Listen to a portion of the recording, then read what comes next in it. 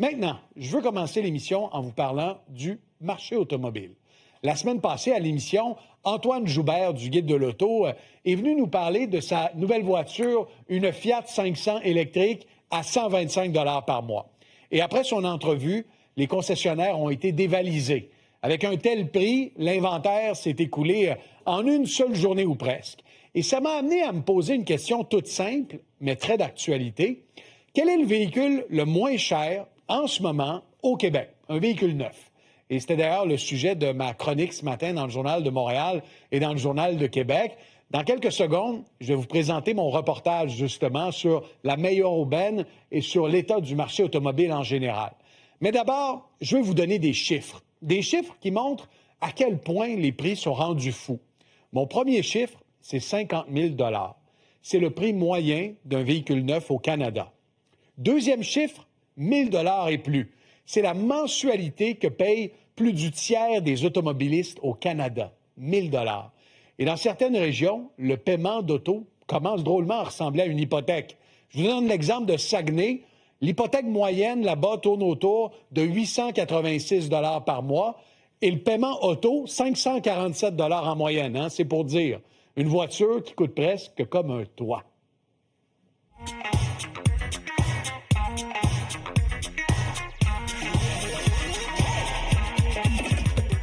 Bon, ça, c'était jusqu'à récemment le véhicule le moins cher au Canada. Le dernier véhicule de l'histoire sous la barre des 20 000 $, le Mitsubishi Mirage. Et le fabricant l'a éliminé du marché canadien cette année.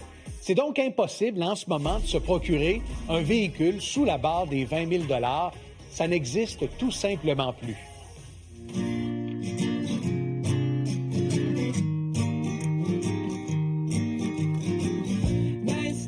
Ah, la nostalgie, c'était il y a 10 ans. Il y a 10 ans, la Nissan Micra se vendait comme des pains chauds au Québec. Le modèle de base se vendait en bas de 10 000 $. Et ceux qui l'ont gardé ont fait un bon choix parce que la valeur de revente, elle est encore à ce jour excellente. Mais ça veut aussi dire qu'en 10 ans seulement, le prix d'un véhicule le plus abordable a doublé de prix au Québec. Les fabricants préfèrent offrir plus de techno, des véhicules plus imposants, sans oublier les tarifs américains et les contre-tarifs canadiens qui ont un effet sur le marché en ce moment. Alors, je me suis rendu chez un des plus importants réseaux de concessionnaires du Québec, Albi le Géant, qui représente plus d'une dizaine de fabricants automobiles, de Hyundai à Nissan, en passant par les Volvo et GMC de ce monde. Alors, quel est le véhicule le moins cher en ce moment au Québec et quelles sont les meilleures offres?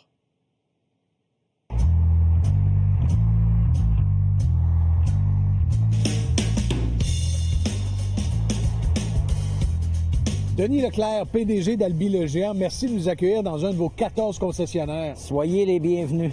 14 concessionnaires, ça veut dire que vous avez une bonne lecture du marché à l'heure actuelle.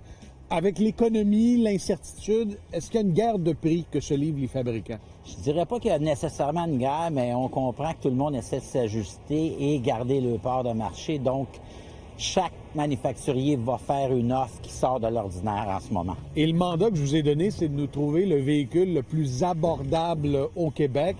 À la vente, quel est le véhicule que les Québécois peuvent acheter le moins cher sur le marché? Mais ce qui était facile à faire ce matin, c'est Nissan qui a sorti grand gagnant avec la Kicks neuve.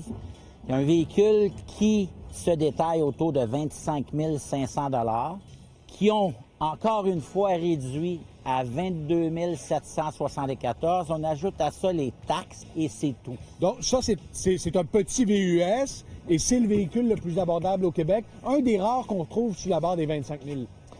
Très rare. Il y a le Venu qui est très près ou proche. Ouais. Et ça s'arrête là en ce moment. Là. Et là, le manufacturier ajoute un rabais, ce qui fait en sorte qu'il y a des inventaires.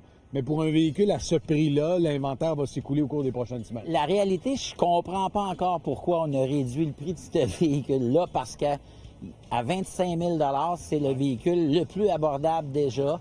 Je pense qu'on a essayé de dire, hey, chez Nissan, on pense client, on comprend la compétition, on va de l'avant. Et c'est une édition qui est limitée. On en a peut-être pour un 30-45 jours au maximum. Ouais. Pour Albi le Géant, en ce moment, je pense qu'il nous en reste entre 75 et 100 pour les 4 concessions. Vous avez vu, il y a un client qui vient de quitter, il l'avait acheté il y a quelques minutes, quelqu'un que vous connaissiez par hasard. Ah oui, un ancien camarade. On c'est l'a croisé ici. Et c'est parce ça, que, mais... parce que c'est un véhicule, Denis, qui est somme toute bien équipé. Mais non, on pense à l'abordabilité, mais aujourd'hui, un véhicule de base vient quand même avec les vitres électriques, la caméra de recul, la console. C'est plus les véhicules de base qu'on avait il y a une dizaine d'années. Exact. On parle de miroir électrique, on parle des vitres électriques, un climatiseur, une transmission automatique.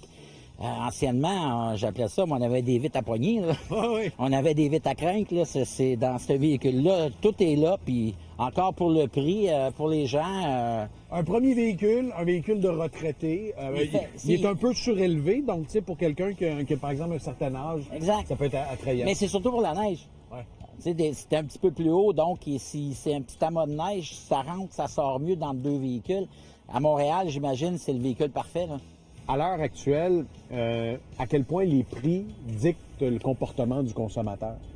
Mais les offres sont là. Ouais. On va aller chez Hyundai tantôt, on va voir qu'Hyundai a une offre pour un certain type de consommateur. On a vu Mazda tantôt qui donne quand même une réduction sur le Mazda 3. Tout le monde en ce moment va essayer de entrer des clients en magasin, puis les gens achètent le deal. Et c'est un peu comme dans un centre d'achat. Les gens vont y aller pour le spécial, puis ils font leur épicerie en même temps. C'est comme le combat des circulaires, mais version concessionnaire. Version automobile. Bon, on va aller chez Hyundai. Ouais, c'est bon.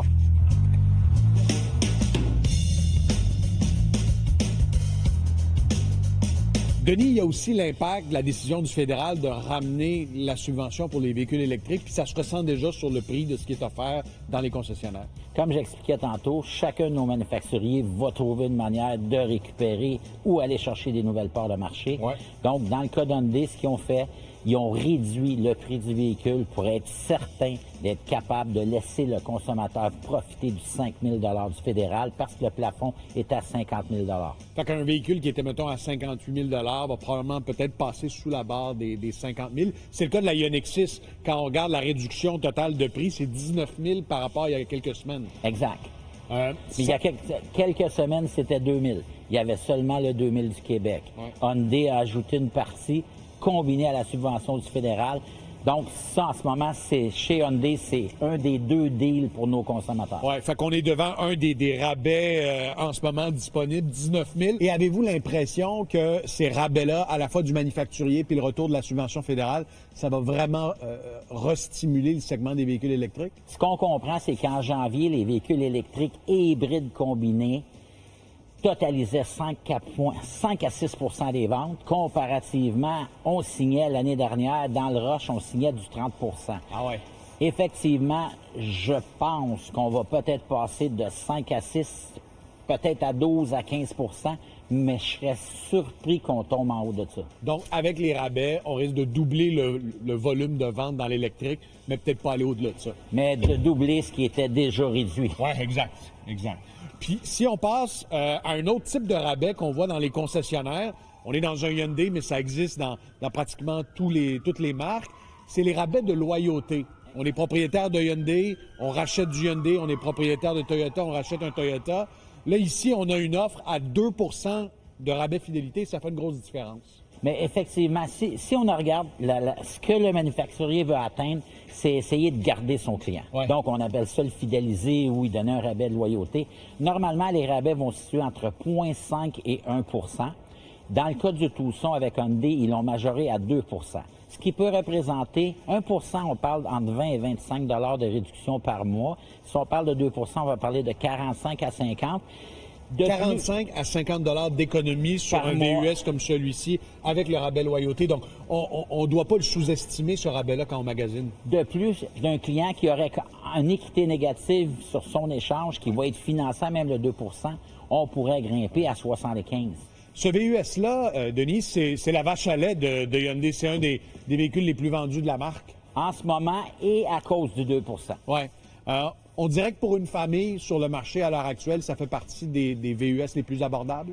Je dirais que oui. On parle d'un VUS qui va se situer entre 35 et 42 000 environ. 35 000 aujourd'hui, c'est un prix moyen pour un VUS de cette catégorie parce qu'on parle d'un VUS moyen. Ouais. On a vu tantôt un VUS un sou. Ouais. VUS, maintenant, on a le moyen. On a le moyen. En terminant, Denis, vous avez vécu pas mal d'époques depuis que vous êtes dans l'industrie automobile, la crise de 2008, la pandémie. Comment on qualifierait l'époque dans laquelle on vit, qui est marquée par de l'incertitude, mais en même temps par un marché de gros défis, mais un marché de l'automobile qui est résilient quand même? Oui, mais il se tient. Ouais. Le comportement. Mais d'ailleurs, le parc a encore vieilli, on comprend. Alors, les gens n'auront pas le choix de changer. Et je pense qu'est-ce qui va se produire dans les prochains mois, il faut être à l'affût, comme le convoi des circulaires, il faut être à l'affût des deals qu'il va y avoir. Puis il va y avoir des deals dans différents manufacturiers. Donc, c'est aux gens d'en profiter, parce que le 2 c'est peut-être pour 30 jours, 60 jours. On parlait du Kicks tantôt, on en a pour 45 jours maximum. C'est épuisement des stocks, c'est terminé. Il faut faire vite, il faut magasiner et comparer. Denis Leclerc, PDG d'Albi Legend. Merci beaucoup. Ça me fait plaisir. Merci des conseils.